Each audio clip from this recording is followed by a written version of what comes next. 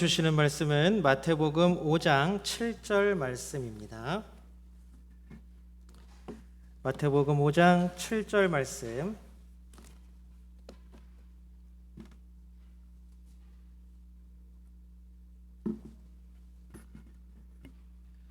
우리 한 절밖에 안 되니까 우리 한 목소리로 함께 봉독합니다. 우리 5장 7절 말씀 함께 읽겠습니다. 시작. 긍휼히 여기는 자는 복이 있나니 그들이 긍휼히 여김을 받을 것임이요. 아멘. 우리 시간 함께 예배하는 모든 분들 주님의 이름으로 환영합니다. 우리 예배 가운데 임재하시는 하나님 만나는 귀한 시간 되기를 주님의 이름으로 축복합니다. 우리 함께 예배하는 모든 분들과 인사 나눌까요? 우리 앞에 옆에 뒤에 보시면서 얼굴 보셔야 돼요. 땅바닥 보시면 안 되고 인사 나눕니다. 사랑합니다. 축복합니다.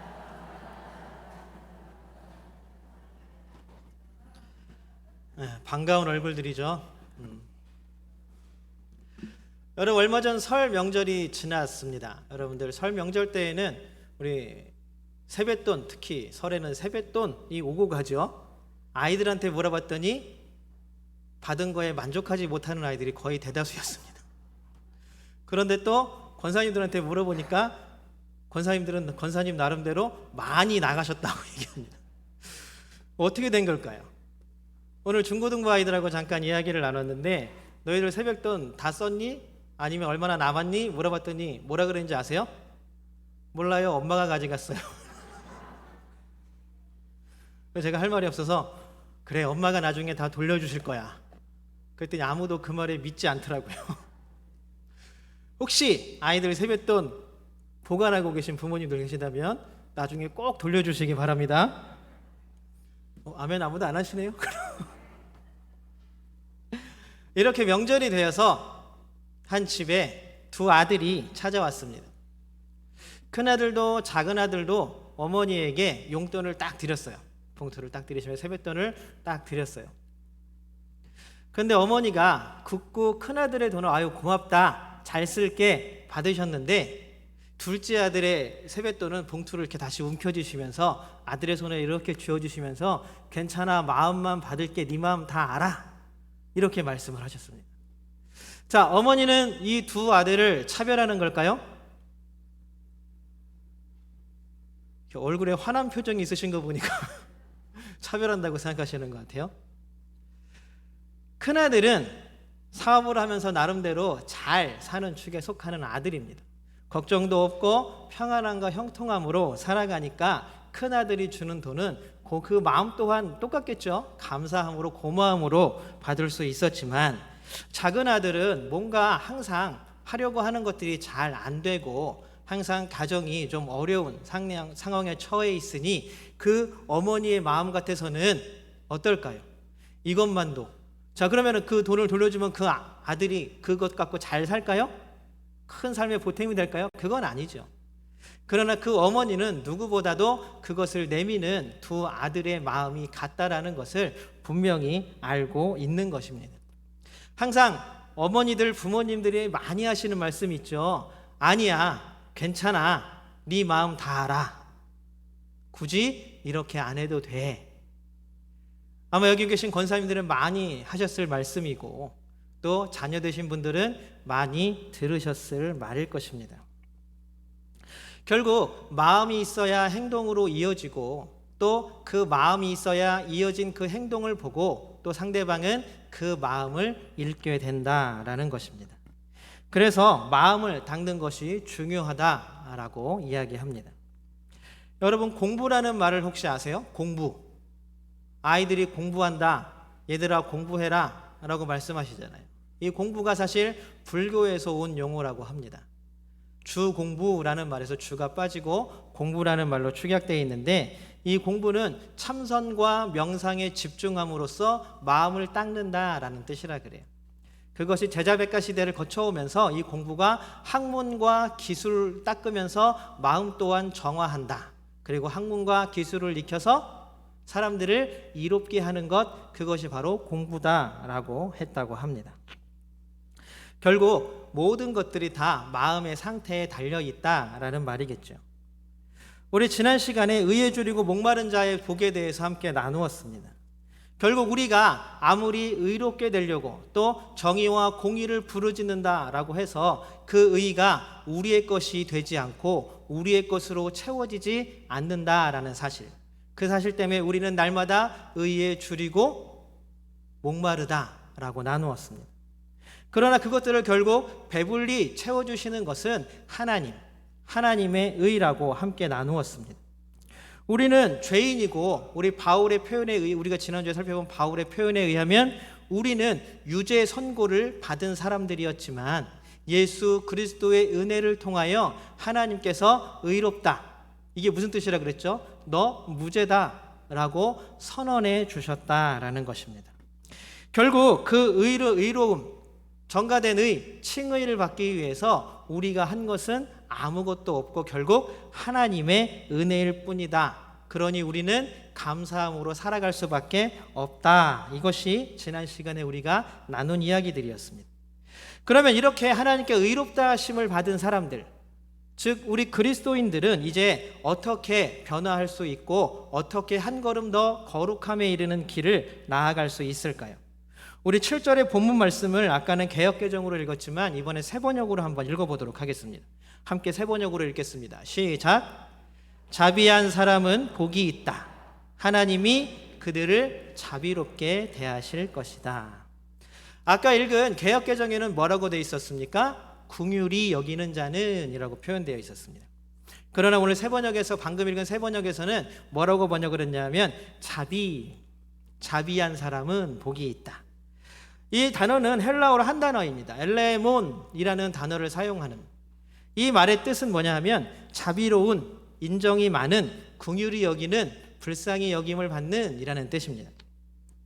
그러니까 결국 헬라어에는 헬라어 엘레몬 한 단어이지만 이것을 긍휼히로 번역을 하던 자비로 번역을 하던 이것은 다 같은 선상에 있는 뜻이라는 것일 것입니다. 그런데 이 엘레몬이라는 단어는 특별히 형용사의 형태를 띠고 있습니다. 여러분, 형용사가 뭔지 아시죠? 아름다운, 예쁜 어떤 것의 한 상태를 나타내고 있다라는 것입니다. 그러면서 이 마태복음의 저자, 특별히 오늘 이 산상수훈을 말씀하시는 예수님께서는 그리스도인들의 마음, 지금 이 이야기를 듣고 있는, 모여있는 무리들의 마음의 상태가 어떠해야 하는지를 말씀해주고 있습니다. 어떤 마음의 상태예요? 우리의 마음이 자비와 긍휼과 인정으로 가득 차 있는 마음을 말하고 있는 것입니다. 여러분들의 마음의 상태는 지금 어떤 상태에 놓여 있으십니까? 우리는 하나님의 놀라운 은혜로 의롭다는 선언을 들었습니다.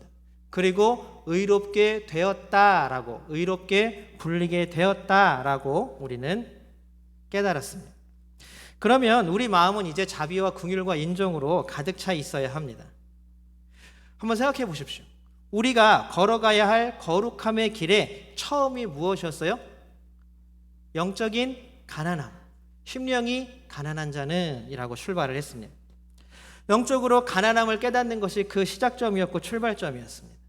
그리고 그 영적으로 가난함이 이제 자비와 긍휼과 인정으로 채워져야 한다고 말합니다. 더 이상 우리의 마음은 가난하지 않습니다. 우리가 채울 수 없었고 우리가 스스로 우리 마음 가운데 넣어둘 수 없었던 의가 하나님으로 인하여 채워졌고 그 의를 통하여 우리가 자비와 인정과 긍휼을 우리 마음 가운데 담을 수 있게 되었다라는 것입니다. 우리의 마음이 이러한 마음의 상태가 되기를 주님의 이름으로 소망합니다. 이 배부름과 체험은 다시 한번 강조하지만 우리의 힘과 노력과 의지로 되어지지 않습니다. 오직 하나님의 은혜로 말미암아 될 줄로 믿습니다. 이 믿음이 우리가 걸어가는 거룩함의 출발선입니다. 우리가 영적으로 가난했고 그 상태를 보고 우리가 가난한 상태를 깨닫고 슬퍼하며 애통했습니다. 그러니 우리는 겸손할 수밖에 없었고 온유할 수밖에 없었습니다. 우리 스스로가 아무것도 아님을 인정할 수밖에 없는 존재였습니다. 그런 우리의 마음을, 아무것도 채우지 않는 우리의 마음을 하나님께서는 자신의 의와 사랑으로 가득 배불리셨고 이제 우리 마음이 하나님께서 주신 그 자비와 인정과 긍휼로 채워지기를 원하신다라는 것입니다. 우리의 마음이 긍휼과 자비로 가득하기를 주님의 이름으로 소망합니다. 우리 마태복음 18장 33절 같이 한번 읽어볼까요? 마태복음 18장 33절입니다. 같이 한번 읽어보겠습니다. 시작. 내가 너를 불쌍히 여긴 것처럼 너도 내 동료를 불쌍히 여겼어야 할 것이 아니냐. 너무나 잘 알고 있는 비유입니다. 용서하지 못하는 종의 비유죠. 만달란트 빚진 자가 왕에게 만달란트를 빚져서 그것을 갚지 못해서 왕에게 끌려왔습니다. 그런데 그 왕이 만달란트 빚진 이 사람을 용서해 줬어요. 그리고 만달란트나 되는 빚을 탕감해 주었습니다. 여러분 한번 생각해 보세요. 빚진 사람이 아이 그래 너 형편도 어렵고 힘드니까 내가 너의 빚을 다 탕감해 줄게, 용서해 줄게 라고 했다면 여러분들은 기쁘시겠어요? 안 기쁘시겠어요? 안 기뻐요? 그럼 어떻게 해야 돼요? 은혜를 받은 거죠. 용서를 받은 겁니다. 그 은혜가 그 마음 가운데 있는 사람입니다. 그런데 이 사람은 바로 용서를 받고 나가자마자 길거리에 이렇게 보니까 자기한테 100데나리온, 10,000달란트에 비하면 진짜 세 발의 피도 안 되는 돈을 빌려간 사람이 눈에 딱 띄는 거예요. 그래서 막 냅다 달려가가지고 그 100데나리온 빚진 사람의 멱살을 딱 잡고 막 흔듭니다. 야, 너 나한테 100데나리온이나 빚져놓고 왜 안 갚아? 내가 요즘 힘드니까 나중에 꼭 형편이 되면 꼭 갚겠습니다. 안 돼, 지금 갚아. 그러면서 어떻게 했어요? 감옥에 집어넣었어요. 한 푼이라도 남기지 않고 다 갚을 때까지 너 감옥에 넣어놓을 거야. 이 사람은 왕에게 10,000달란트를 빚져놓고도 탕감받고 용서받았습니다. 그런데 자기 앞에 그거의 세 발의 피, 정말로 얼마 되지도 않는, 아마 10,000달란트에 비하면 보이지도 않는 액수를 빚진 사람을 용서하지 못했습니다. 그러니 그 왕이 그 얘기를 듣고 화가 나서 그 사람을 잡아다가 놓고 오늘 18장 33절의 말씀을 얘기를 한 거예요. 내가 너를 불쌍히 여긴 것처럼 너도 내 동료를 불쌍히 여겼어야 할 것이 아니냐. 우리가 하나님께 놀라운 은혜를 받았다면 그 은혜가, 그 놀라운 사랑이, 그 놀라운 자비하심이 우리를 통하여 우리와 함께 살아가는 사람들에게 흘러가야 마땅한 것이 아니냐. 오늘 예수님은 지금 우리를 향하여 이렇게 말씀하고 계신 줄로 믿습니다. 결국 하나님이 원하시는 것, 예수님이 지금 오늘 이곳에서 말씀하시는 것, 그리스도인이라면, 거룩함의 길에 들어선 사람이라면 이제 우리가 하나님께 받은 사랑과 은혜와 자비와 인정을 너와 함께하는 가족과, 영적 가족이라고 이야기하는 성도들과, 우리와 함께 어깨 부대며 삶을 부대며 살아가는 모든 사람들에게 흘려보내야 할 것이 아니냐라고 말씀하고 계신 것입니다. 사랑하는 성도 여러분, 우리는 하나님께 사랑과 은혜를 받은 사람들입니다. 우리가 잘나서 무엇인가를 잘해서 그렇게 된 것이 아닙니다. 우리가 끊임없이 얘기하는 것, 오직 하나님의 은혜와 자비와 긍휼하심 덕분인 줄로 믿습니다. 그러니 우리도 구할 것은 오직 하나님의 자비하심입니다. 오강남 교수님이 쓰신 예수의 기도라는 책을 보면 주여 우리에게 자비를 베푸소서라는 이 문구를 예수의 기도라고 이야기를 합니다. 그리고 이 기도문을 반복해서 끊임없이 외웁니다. 그런데 이것을 주문으로 이해하면 곤란합니다. 이것은 우리가 이걸 1000번 하면 10,000번 하면, 옛날에 남녀호랑개교인가요? 그거 있었죠. 그런 주문이 아니라 하나님께서 우리에게 자비를 베푸시는 분이심을 잊지 않기 위해서, 한순간도 놓치지 않기 위해서 이 예수의 기도를 반복하고 있는 순례자를 예수의 기도라는 책에서 소개하고 있습니다. 우리도 날마다 우리에게 자비를 베푸시는 하나님을 통해 우리와 함께하는 모든 사람들을 긍휼과 자비와 사랑과 인정으로 대하기를 원합니다. 비록 우리가 매일 실패하고 그것에 있어서 매일 어그러질지라도 다시 한번 그 길을 걸어가기 위해 나서는 그리스도인들이 되기를 소망합니다. 그 첫 번째가 발걸음이 예배를 통하여 일어나기를 주님의 이름으로 소망합니다.